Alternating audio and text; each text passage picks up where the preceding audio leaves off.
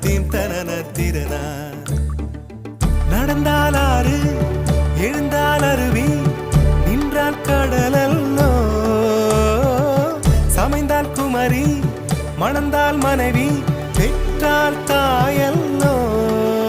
சிறு நதிகளே நதியிடும் கரைகளே கரை தொடும் நுரைகளே நுரைகளில் இவள் முகமே.